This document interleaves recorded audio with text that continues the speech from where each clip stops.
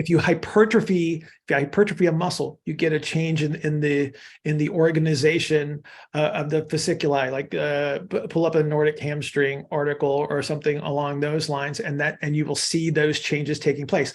Well, is that categorized as a stretch, even though you've got a concentrically oriented muscle under that circumstance, right? But you're still going to get those changes. Well, what if the joint is changing its orientation? What if you have a bony structural change that's going to change the position of the attachments of the muscle? Because muscles twist and they turn, and when you untwist a muscle, you get actually a longer fasciculi in circumstances. Anyway, I don't want to talk about stretching. Well, I mean, we're already 11 minutes into talking about stretching. I don't want to talk about it. Well, I mean, it's so we're well, because some people are bothered by hearing that Santa Claus doesn't exist. It hurts. Welcome to Reconsider. I'm Bill Hartman. This is the podcast to challenge you to ask better questions, to look beyond traditional models of thinking and arrive at better health and fitness solutions.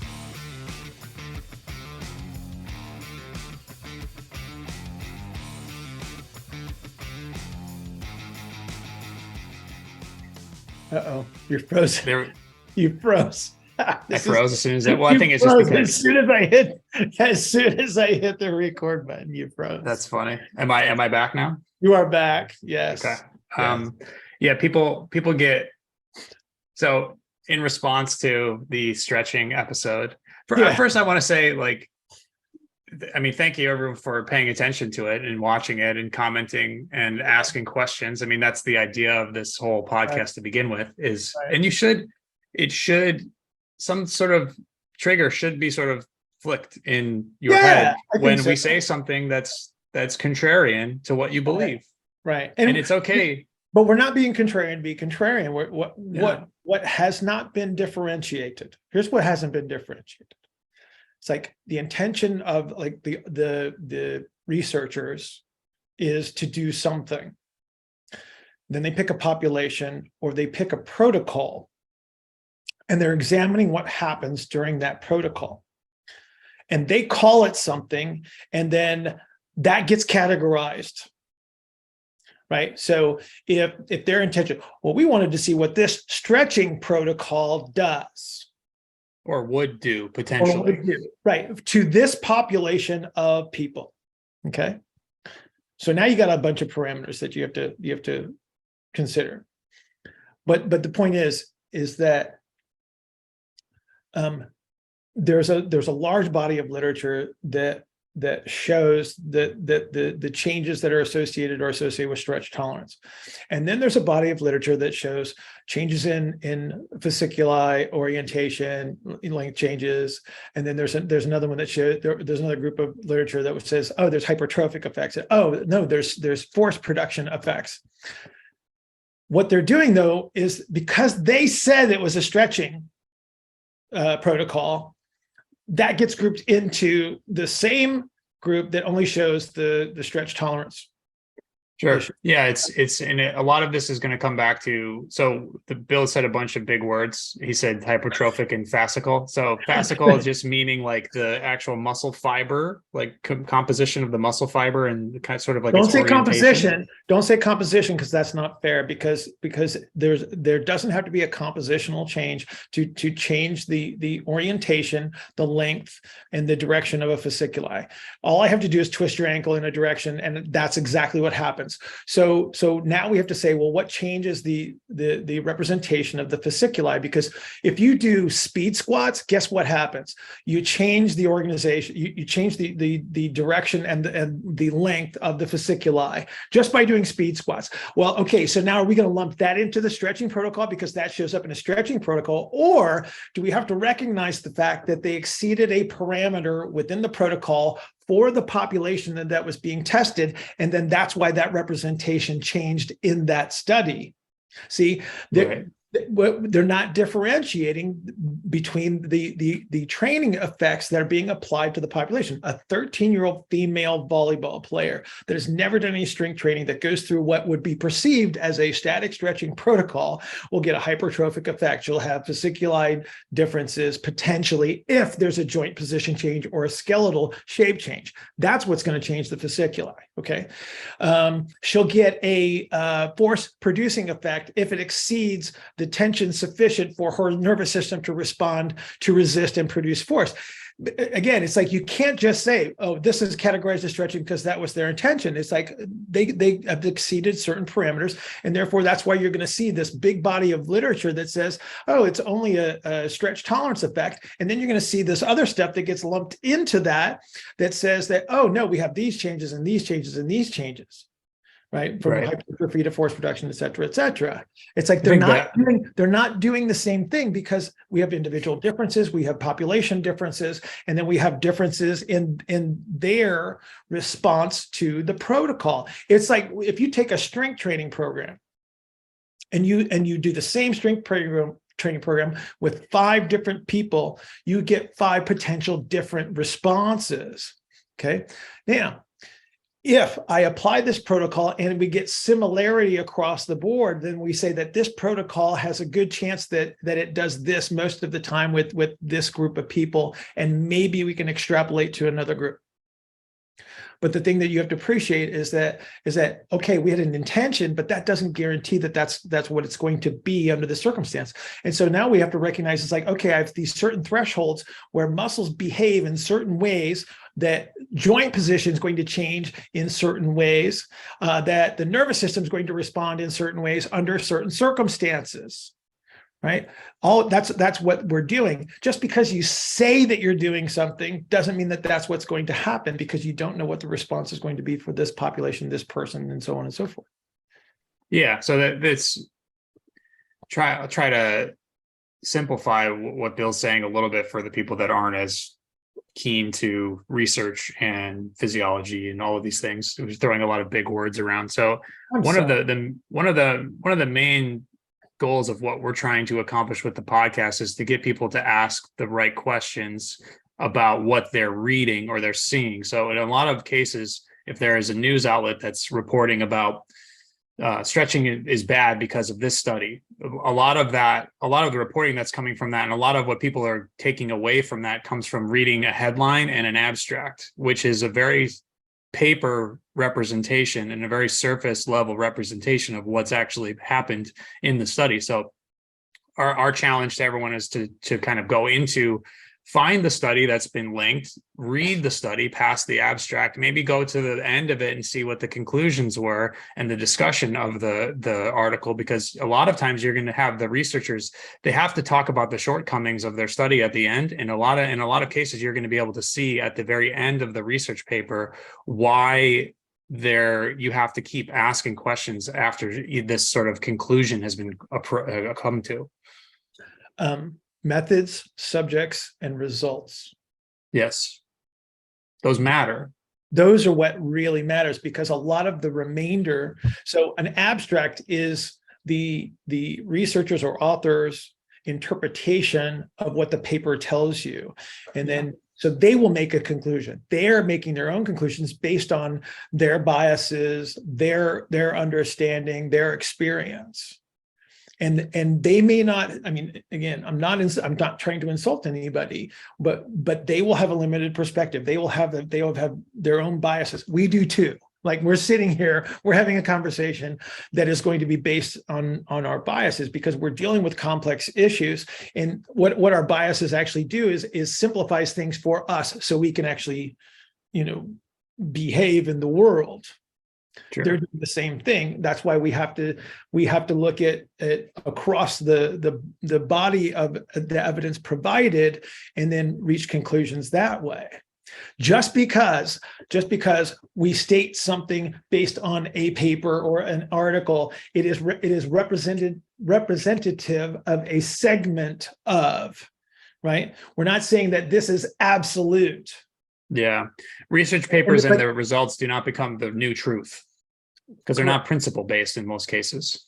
The truth is determined over time, or what would be closer to the truth is probably how we should say it, is Sure. when we see the repeatability with different populations. So we can And say large right, sample we can sizes. say that typically a certain percentage of maximum loading is going to provide this response to most people, because we do have a large body of evidence in that regard, right? And Yeah. and then, but again, we can't rely on the intention of the researchers as categorizing what is actually supposed to happen. It's like, and especially when it comes to the literature on what would be perceived as stretching, it's like there are a lot of studies on it, and you will see a variation in application, population, and so on. And that's why there's so many differences. And then everybody says, well, all stretching will do this, or stretching has the potential to do this. I would lean towards stretching has the potential to do this, but once you start to exceed certain thresholds, it has to be recategorized, because you're not affecting the tissues the same way, you're not affecting the nervous system the same way, you're not affecting the orientation of the body the same way, right? Because again, you'll see changes in fasciculi in a stretching study, but that's a response to a change in joint position. And so what you may have is somebody that has utilized a strategy during the protocol because of the application of tension or force that's applied. They are self-selecting a joint position to either increase their tolerance or reduce the perception of the influence of the tension or load that's being applied. If that carries over, now you're going to get changes in fasciculi. Right? Sure. If you hypertrophy a muscle, you get a change in the organization of the fasciculi. Like pull up a Nordic hamstring article or something along those lines, and you will see those changes taking place. Well, is that categorized as a stretch, even though you've got a concentrically oriented muscle under that circumstance, right? But you're still going to get those changes. Well, what if the joint is changing its orientation? What if you have a bony structural change that's going to change the position of the attachments of the muscle? Because muscles twist and they turn, and when you untwist a muscle, you get actually a longer fasciculi in circumstances. Anyway, I don't want to talk about stretching. Well, I mean, we're already 11 minutes into talking about stretching. I don't want to talk about it. Well, I mean, it's so we're well, because some people are bothered by hearing that Santa Claus doesn't exist. It hurts. Yeah, it's and a lot of people, it's tough to when you dive into a topic and you've been in a chiropractor or a massage therapist or a physical therapist for 20 years, and you believe in certain things and these things have been useful for you, then when someone comes along and asks you to question your perspective on something, a lot of people take that personally. And what we're trying to do is get people to sort of look past the ego and understand that, like, we're not here trying to say that we're right and everyone else is wrong and this is stupid and that is useless and all that stuff. It's like, that's what we're trying to do, is get people to continue to ask questions, even when they have found something that's useful, to try to always improve their ability to be useful and to be the most useful that they can be. Right. And even if they're working with in and of themselves, they're trying to find the most efficient ways to do things. And it's going to require you, or to get any sort of change, is going to require you to change and adjust what you are doing constantly. Oh, it hurts. It hurts. Yeah. And it's, change is uncomfortable, and it's always going to be. And when you are settled and you do feel satisfied with something, that's when things die. Well, that's the time where you really you really have to challenge yourself. Yeah. You have to figure out, like, once you realize you're sort of settling in and you're very comfortable, then those are the people, those are the doctors, those are the practitioners that over time, you actually don't want to see a surgeon that has been doing surgeries for a long period of time and has had, is just sort of this routine surgeon. You want to see the ones that have run into struggles and always have to be kind of changing and progressing and evolving. Right. Evolving is probably the good word, I think. Yeah, evolution. I like and that a lot. and the motivation that you have to continue to evolve is important too. Absolutely. It's like the struggle has to be there, because that's what's associated with learning. It's like learning is uncomfortable. Learning is uncomfortable because there's a change that's associated with it, because you're constantly challenging those ingrained beliefs. You know, we all have it. We all have it, for sure. If you're willing to expose yourself to it. That's the hard to sort of summarize what we've talked about so far, the things that you're seeing in a study when you read the title in the abstract are the author's interpretation of what has happened in order to try and prove their hypothesis. So they have a question that might be the name of the paper. So let's say, is stretching good? Very general, like, say it's that. So like we can go the full Neanderthal route and be like, stretching good. And then they say, okay, well, we did X, Y, Z, Q, R, S interventions. And then we were able to change one measure that we were measuring. Maybe it's a toe touch or something like that. Right. But you're not taking into account what specific thing with this shotgun approach that you've used for this protocol helped these people. And it's like, what was the change in the control group versus the group that was being intervened upon? A lot of times there's similar changes, or if the control group is only doing or if one group is doing this type of stretch and another group is doing this type of stretch, but they're also doing strength training. And then you have the strength training group has better results with trying to touch their toes. All of a sudden people are going to be like, strength training is better than stretching. Because that's a conclusion that you can completely jump to, but it would be incorrect. Because you're not painting an entire picture at all. You're just sort of taking this question of like stretching good or bad, right? And you're concerning yourself with other things. So, and it's trying to look past what I think one of the ways, just from my personal experience, when someone sends me an article that says like, exercise it doesn't work for fat loss, or exercise doesn't actually do anything for muscle gain. And then you go, okay, well, let's wait a second.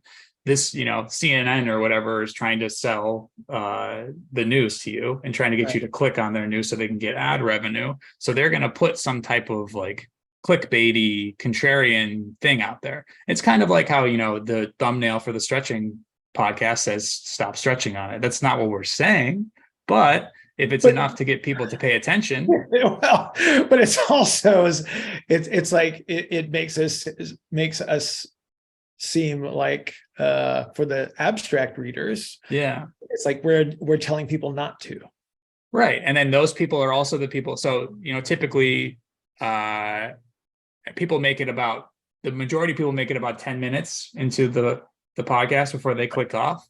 Right. And that's not, we save the good stuff for the last 2 minutes. I don't understand why. Yeah. So a lot of times we tell people so this, since we're already like halfway through a 30-minute segment, we're just going to keep talking about this because I feel like there's a lot to talk about. Seriously? We'll record. We'll cut for a second and then we'll record, because I got a bunch of DMs about people wanting to know about Theraguns and foam rollers and stuff like that. So that is coming up soon, and we'll probably be able to film that today. So Bill and I will be wearing similar clothing for the next 2 episodes. But no, I did want to talk about this because people are going to get bothered when we talk about foam rolling, and people are going to get bothered when we talk about energy systems or aerobic exercise or anything.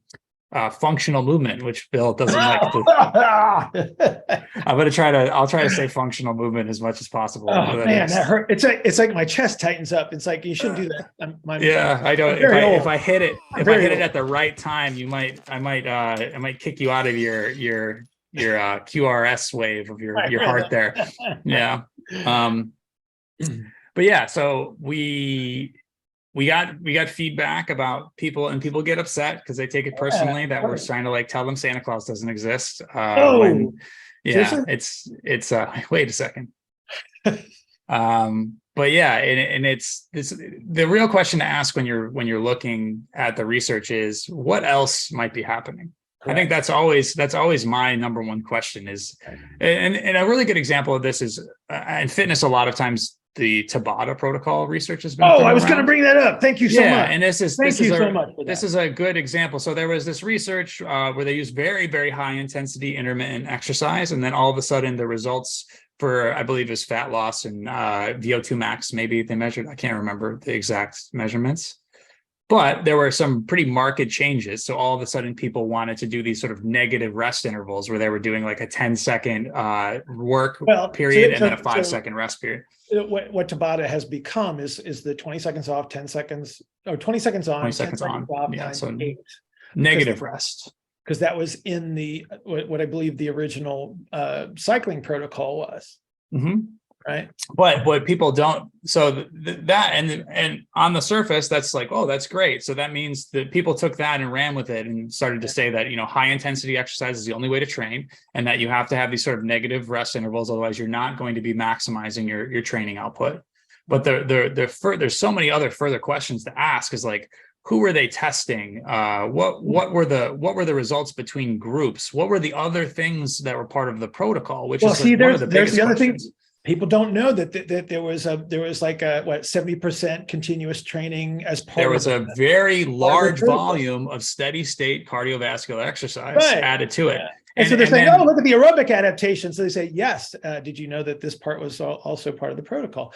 Right. And it was high level cyclists. Was it high level cyclists that they tried to do the protocol with? Because they used bike, right? In the original. Now. You're gonna look it up. Yeah, it was biking. Yeah, it was cycling. Again, memory serves. It's been a while. High level cyclists. The power output was ridiculously high to such. It was 170% of VO2 max. Okay, and so it was so hard that these high level cyclists, there were actually some of them that could not finish the study because it was just too hard.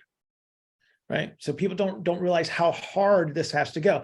Just doing the 20-10 times 8 is not a Tabata protocol. It's like you have to consider the amount of power output that's being produced. Yeah. Yeah. And there is, and it's that, so that what can we take away from this is that the abstract and the news article that you read has biased your view towards one thing. Right. Try to investigate what was actually being tested, or find someone else that you trust that has a better working knowledge of this stuff to be able to look at these things and ask the right questions to figure out, well, what might have been happening there.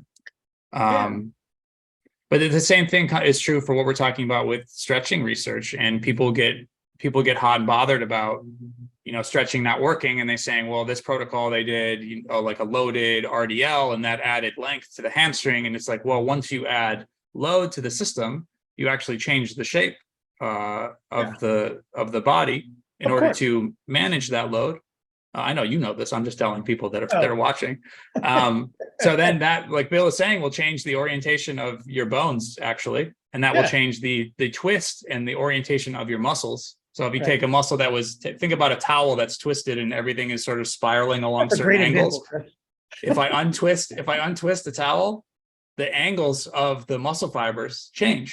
Absolutely. And the fascicle geometry changes. So it might look, there might be a perception of, plus, there are, I mean, you get changes in stiffness that are associated with that. So it's like, the passive stiffness of a muscle. Passive stiffness of muscle will change, but yet you can still have stiffness in the connective tissues, like in a tendon, even though they're still attached to each other. Well, here's a question I have that I don't know if you necessarily, I'm sure you have an opinion on this. When I'm talking about hypertrophy of muscle fibers in parallel, which would be, next to each other, filling a wider space, or in series, which would be like along one line of fibers, adding muscle fibers in series. The question becomes sarcomeres in series. Sarcomeres, yeah. So muscle units, whatever you want to try to call them, is a way to understand that better. So the question becomes, when they're taking muscle assays, or they're taking muscle fibers and they're finding more units in series, is that an orientation issue, or are there actually instances where I can't add sarcomeres in series? Where you cannot? Is that what you're saying? No, where you can. I'm trying to figure out if that actually is happening in some cases. Most of the stuff that I've seen, was associated with animal studies because they can punish animals to a much greater degree than they can with humans. So you look at, and I believe it was bird wings was the one that I kind of fall back on, but I'm sure they've done it to other animals since then, because what they can do is they can literally put them in positions for 24 hours at a time.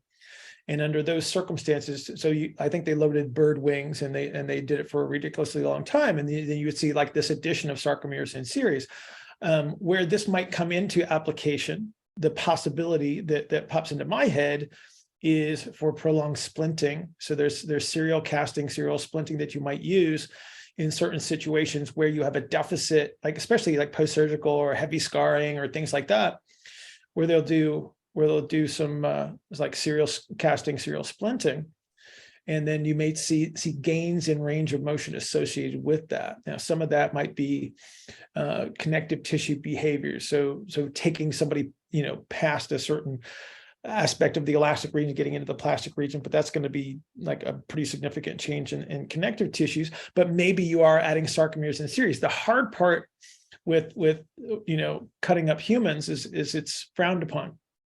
And so again, I haven't, and again, this is not something that I have like a deep interest in or a great concern over, because number one, to make a significant length change in a muscle via adding sarcomeres in series, it would have to be an astronomical number of sarcomeres. They're incredibly small. Yeah. Right? So you're not getting a gigantic, if there is an effect there, it's most likely not a gigantic effect under any circumstance, because I would hazard to guess that if the stimulus was taken away, and if you stimulate enough that you do add sarcomeres in series, that if you take the stimulus away and the muscle's no longer exposed to that stimulus, I would hazard to guess that you would have the regression where you would give up sarcomeres in series, which potentially is happening when you are immobilized for an extended period of time, right? So it's probably happening to some degree all the time, right? It's probably a norm. We just don't have a great way to identify like how big an effect it is, how much of an effect it is, but there's all sorts of cool little linkages that take place within sarcomeres and between muscle fibers and all that kind of stuff that again, it's if you want to take a deep dive into that, I'm sure it's fascinating and interesting, but I just don't know how applicable it is in the acute. Yeah. That was going to be kind of what I was leaning towards talking about now is as a mental model. If you have something that's being given to you as this sort of physiological mechanism that has been studied in these very specific cases with animals and sometimes humans, a lot of these things you're never going to be able to see or measure yourself. Right. So when it comes to stuff like that, you have to kind of put that into a section in your mind of things that I shouldn't really care that much about, because they're not related to outcomes. Like the reason why you're touching your toes or your hip pain has dissipated over time from doing a certain intervention, it might be because of some sort of change in the muscle fiber orientation and tissue, but you will never be able to measure that in an effective or cheap way. Right. So you shouldn't care about that. Right. Yeah. There's so much, like I said, I kind of stated this a little bit earlier. It's like, I just don't want to talk about it because I just don't care about it that much. Yeah. And it's not, in fact, we're not saying we don't care because like we know everything and we only care about the things that we know. We're talking about it because we can't measure it. So it doesn't matter. Right. Right. So like, we're gonna people get caught up in like nervous system behaviors and things like that. It's like, it's really fascinating. It's really fun to talk about. And certainly as an influence. Certainly, yeah, of course. Never deny that, but it's like, okay, measure that. Like measure that in the middle of a workout, right? Sure. So the less that your ability to measure something in terms of like a test retest type of context. Right. So the less that you're able to do that, the less that you should care about that thing. In the acute training environment. Sure. Like, and continue to learn outside of that. So, because again, the more options that you understand, the better your decision making, right? Because we're making decisions based on real-time responses. Sure. But- And your ability but to, the thought process that underlies it is spending time outside of this and saying, okay, well, what are all these possibilities? Like what adaptations are even remotely possible? And then Sure. take those into consideration as to when they're applied. And you know, some of this stuff isn't really hashed out well in the research. Some of it is. And again, it's like the more repeatability you see, then like I said before, it's like that's how we get closer and closer to the truth. yeah. Right? So if it's But- repeatable in very large populations across varied populations as well, if it's always 25-year-old elite athletes, Right. look for other things to confirm or deny. And that might not have been studied in any other group. I mean, if we get 75-year-old grandmas, 12-year-old, you know, Little League baseball players and 40-year-old power lifters, and we see the same adaptation across the board, it's like, okay, we can start to say, all right, we're seeing these same adaptations regardless of the group that it's applied. It's like, okay, that's probably a little bit more truthful than taking your homogenous group of 25-year-old college students that are totally untrained, and then we're going to apply this training volume to them and see what happens. Yeah. So in a certain case of a study, you have an environment that was created that helped produce a certain result, but within that environment, you can't just cherry pick the things that were being tested and start to say that, like, since the outcome was this, one of these 6 things that was tested is now the reason why that outcome happened. Right. That's what makes it hard. That's what makes it hard. And that's, you know, that's why you still, you're talking about these mental models and representations that people have. It's sort of like this framework or this like spider web of models laid over models. And you sort of figure out what are the coherent things between all these different models. And then you put them into practice and you see that is this way of thinking producing the outcomes that I want to see? And if all those answers are yes, then you have this sort of framework to work off of. Right. But many times we do the right things for the wrong reasons. Yeah, absolutely. You know, and then, but that doesn't mean that is the correct reason, right? In regards to the underlying causal effect, if you will. Reconsider is sponsored by Substance Nutrition. Go to substancenutrition.com. Get your Neuro Coffee, better brain, and Synthesis, better protein, better body. Enter the coupon code RECON, RECON, and get free shipping on all of your orders.